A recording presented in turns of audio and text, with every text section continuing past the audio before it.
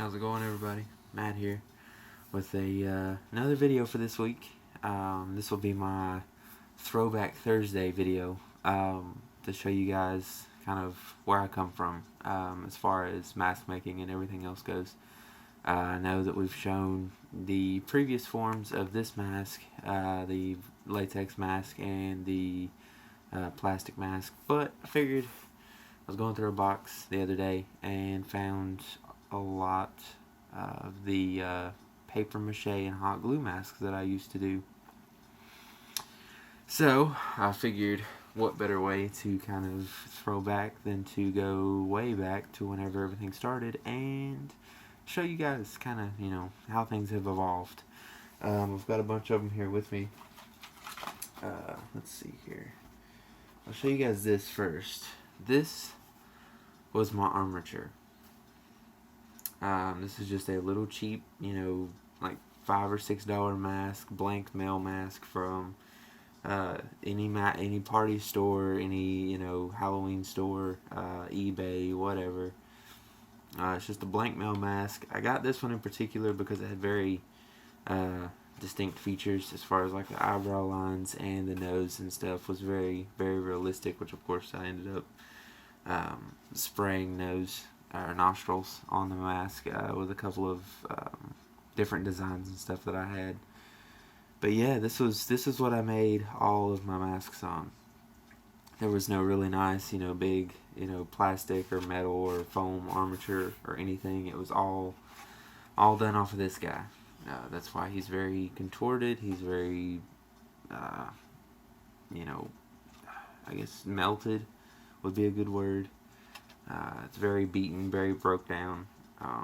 And the reason being is because, whenever I was doing the paper mache masks, to have something to go underneath them that would not kill my fingers because I'm using hot glue, I'd use this guy. So yeah, he's just kind of hanging in there. And like I said, I found him in a box, so that didn't help the shape that much either. But that was the armature. That's that's what I used to make all the masks that I'm getting ready to show you. I'll show you this one, which this one was supposed to be. It was going to be really cool. It ended up being really horrible. I don't even remember what I used for this one now. This was one of the first ones I had made before I started using the plastic armature. This one was like legitimately just made like wrapping paper around aluminum foil that I had pushed to my face. I mean, it was absolutely horrible. Hung it upside down, which is what caused all the streaks. There are actually streaks in the mask itself that are made out of wood glue. And then of course the spray paint on the chin that ran down onto the top of the head. I don't know what I was doing. Like I said, this was one of the first masks that I had made. That was before anything. It was before any type of knowledge as to what I was doing.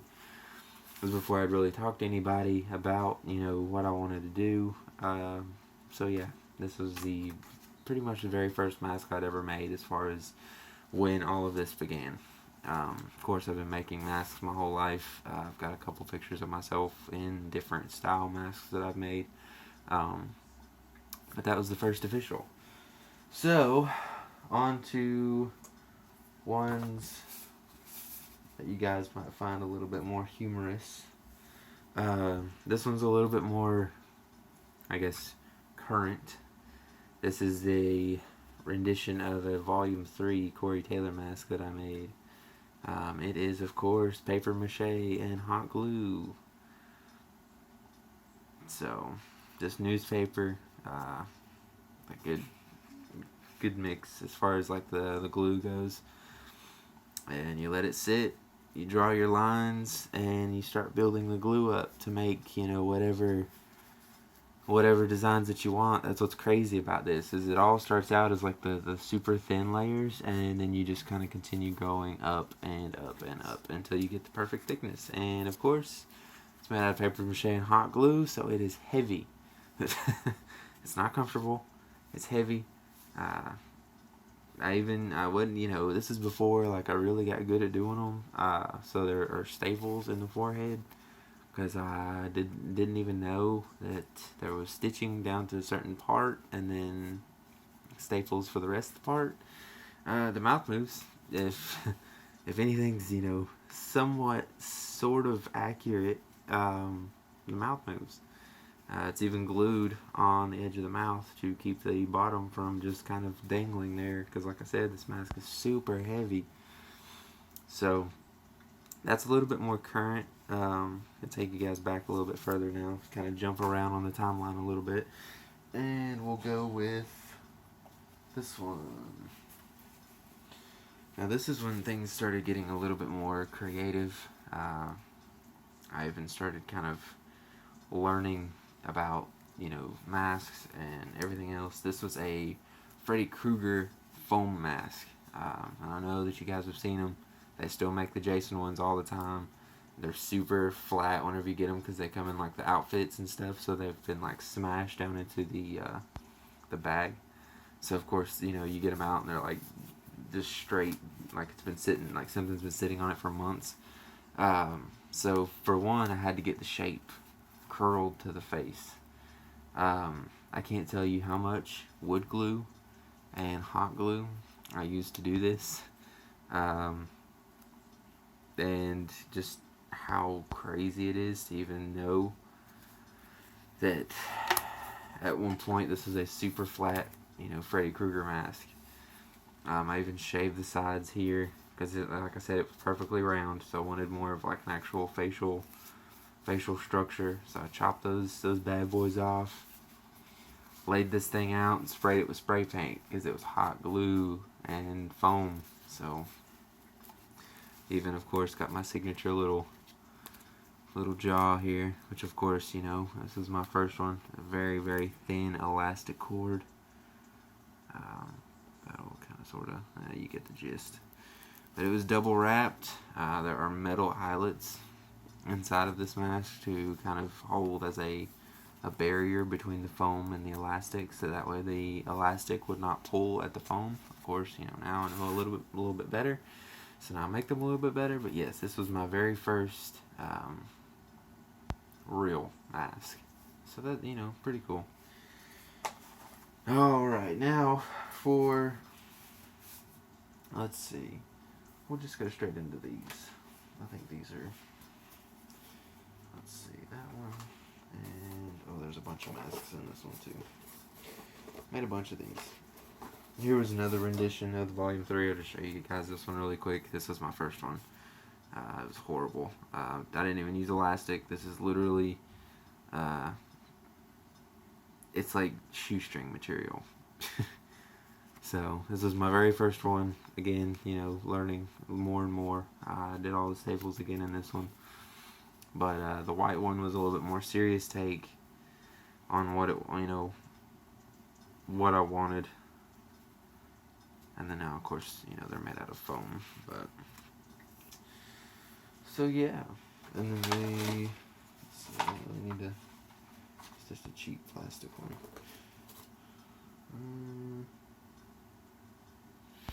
I don't know if you guys will even be able to tell this or not. I tried saving these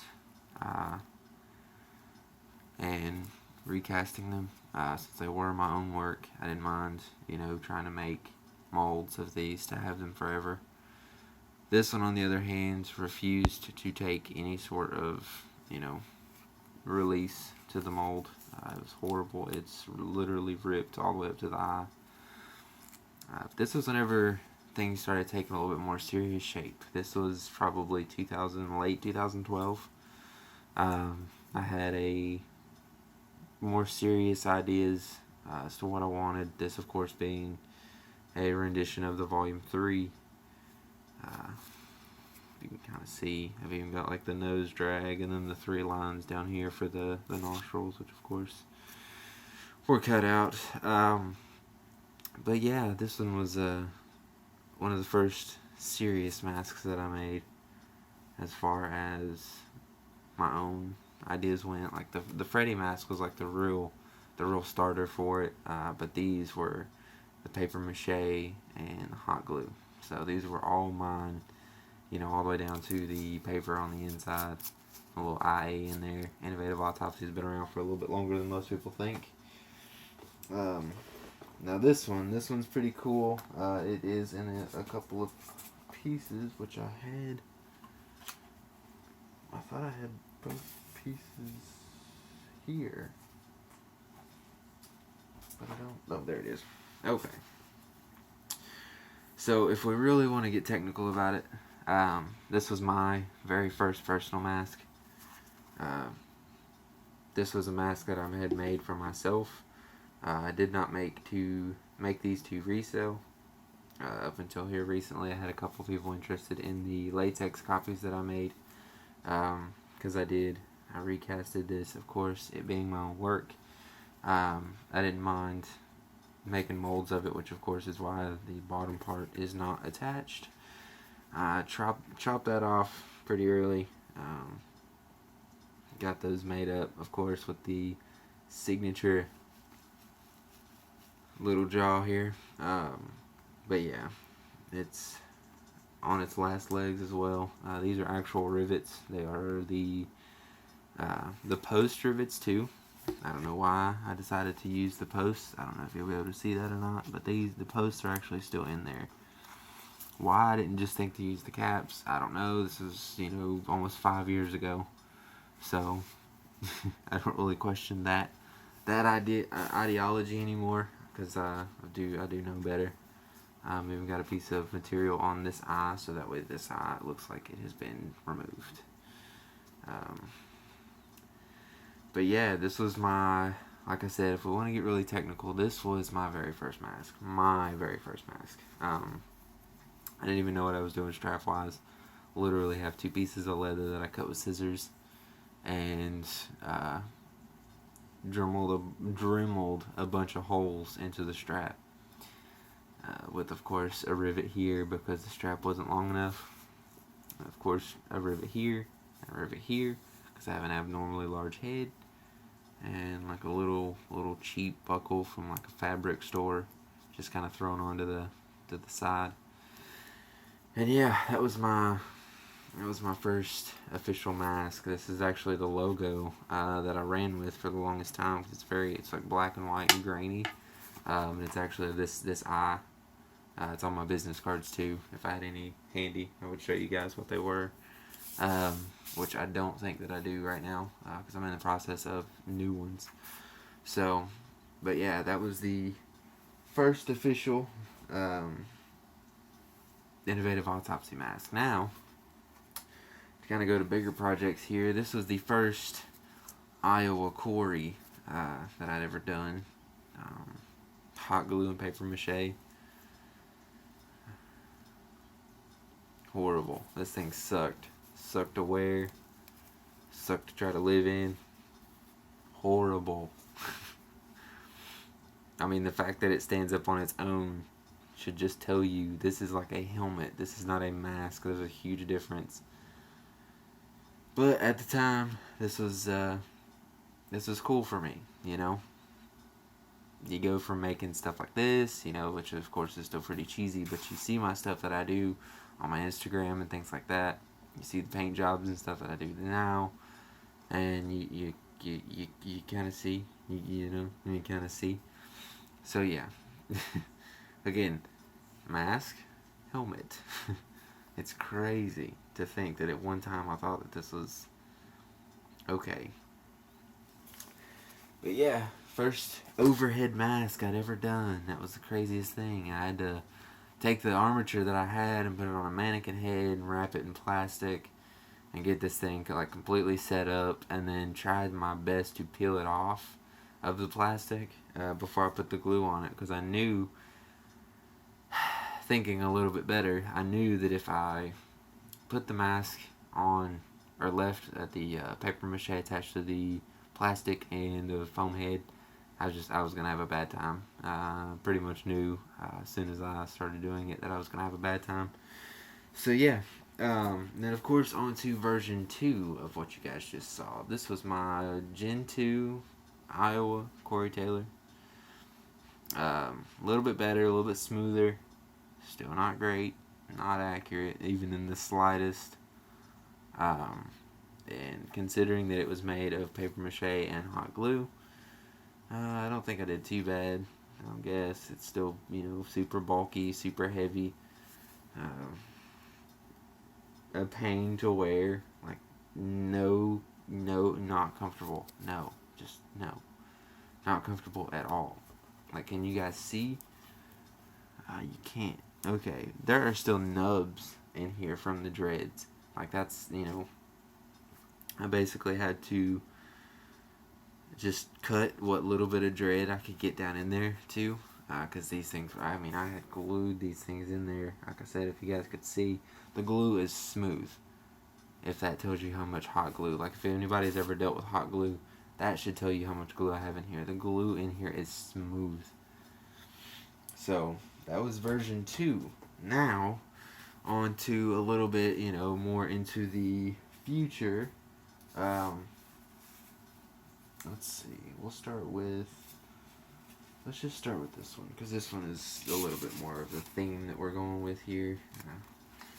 Like I said, I found these, which these, of course, stay in the mask room. This one and the other one that I'm getting ready to show you guys. This is the first latex over the head mask I'd ever done. Which, of course, I've got it sitting on like half of an armature. And it's really, really crappy because it's melting. There's no other way around it. This thing is literally stuck to itself.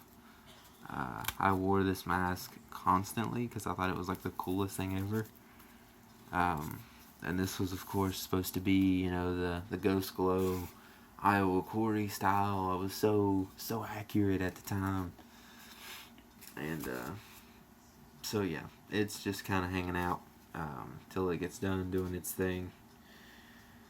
And the dreads are coming out slowly.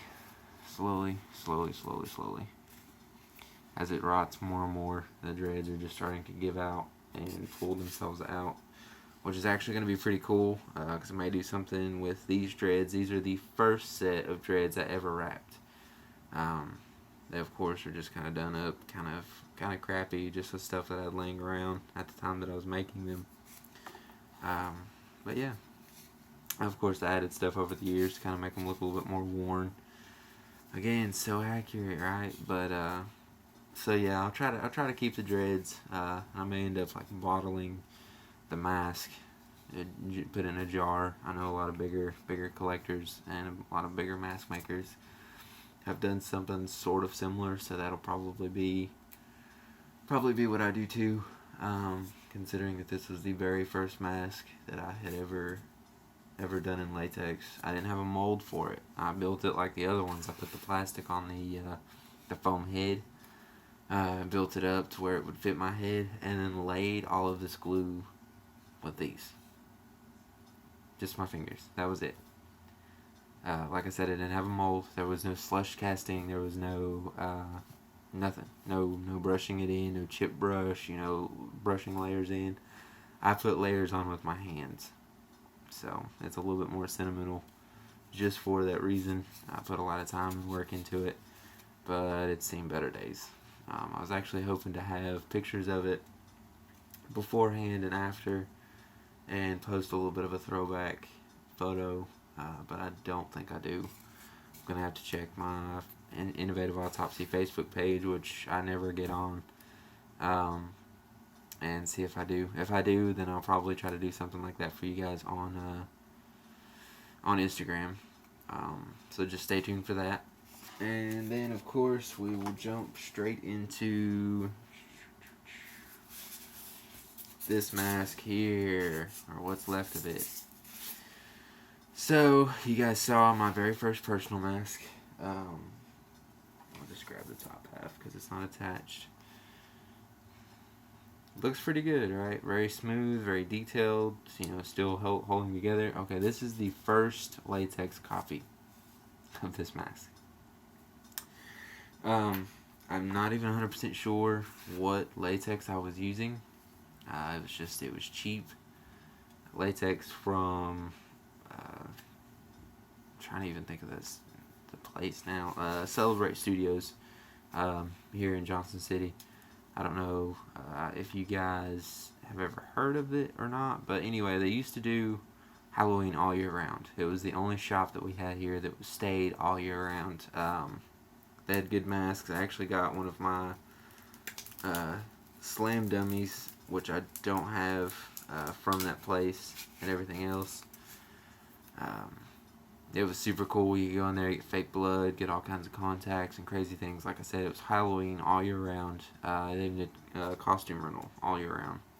Which, of course, now I think that it's just wedding. I think it's partially Halloween, but not like it used to be. Nowhere near like it used to be. But that's where I got this latex, and of course that's why I'm thinking, it was cheap. It was literally just for like prosthetics and things like that. It's supposed to be taken on, taken off, not for long periods of time. Cue this guy. This mask was thick, at least a quarter of an inch thick. I mean, this thing, it's absolutely heavy. It's so front heavy, and especially now that the mask is starting to rot. I was actually just trying to peel this thing off of the mannequin, which of course I don't know if it would be a good idea.